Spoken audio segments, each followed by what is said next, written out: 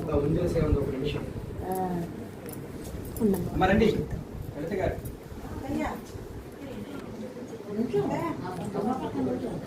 Video గురువు గారు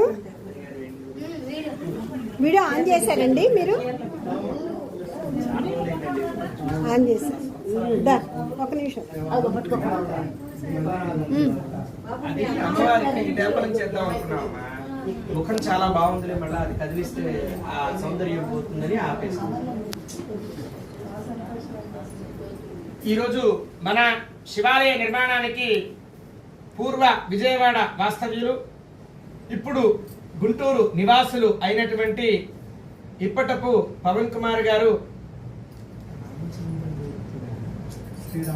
శ్రీరామ్ ప్రసాద్ గారు అమ్మవారి యొక్క అనుగ్రహంతో మన శివాలయ నిర్మాణానికి గతంలో మూలధనాన్ని సమర్పించి ఉన్నారు.